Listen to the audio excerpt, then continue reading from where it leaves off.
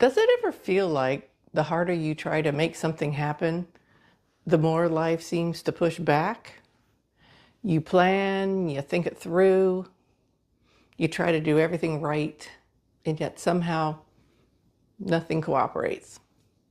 If that's you, you're not alone, and you're not doing anything wrong. Struggle is normal when you're listening to the wrong guide. In the last video, we explored Byron Katie's 4 questions, powerful tools for loosening the grip of the ego mind when we're stuck in the need to be right. But these 4 questions don't fully explain why life sometimes pushes back hardest when we're trying the most. What if the pushback you feel isn't life working against you? What if it's life trying to tell you something? Because when you're forcing and overthinking, it feels like you're spinning your wheels. But when something is aligned, even if it's challenging, there's a sense of flow. So maybe the real question is, what is this resistance trying to show me? What if this resistance isn't the problem? What if it's the message? Recently, Amazon delivered an e-bike I ordered. Some assembly required. Well, in my book, it required more than just some. And just like life, it came without an instruction manual. I couldn't even find the right digital manual that matched the model online. But my first instinct was, return it. Except how exactly was I going to get a 70-pound e-bike to UPS?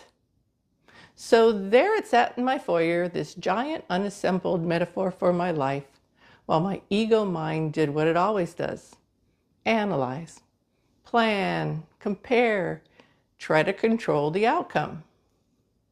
Oh, the ego mind is useful, but it has one massive limitation. It can only work with what it already knows. Past experiences, old patterns, and conditioned beliefs. So when something isn't working, the ego mind strategy is simple, isn't it? Try harder, think more, control better. But what if that strategy is exactly what creates the resistance? What I did next was something that made no sense to my ego mind. I simply stepped away. I watched a couple of funny animal videos and I let myself breathe. And that tiny bit of space, that pause, is what allowed something new to drop in. A simple, elegant idea surfaced. Ask your brother.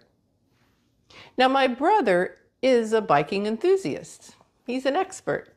In fact, he's going on a cross Iowa trip with one of his daughters. He was basically life saying, here's your next step. I reached out and he graciously gave me an hour and a half of his time, walking me through every bolt, every rotor, every cable.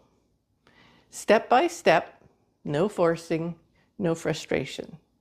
Well, maybe I frustrated him a little bit because I didn't know what a rotor was. But basically, just flow. And before you knew it, voila, bike assembled and functional. In cases like this, here's what actually happens beneath the surface. The soul conceives the idea, the brain receives it, and the mind perceives it. The soul is the source of the new solutions. The brain is the receiver or the translator, and the mind is the interpreter, not the creator. When the mind tries to do the soul's job, you get resistance. But when each part does its own job, you get flow. So, takeaway number 1. Resistance isn't failure. It isn't punishment.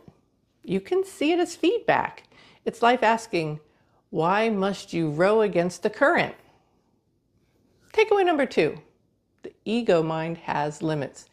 It can only rearrange what it already knows. It cannot access the new path, the new idea, the new solution. Only the soul can do that. Takeaway number 3. Alignment creates ripples.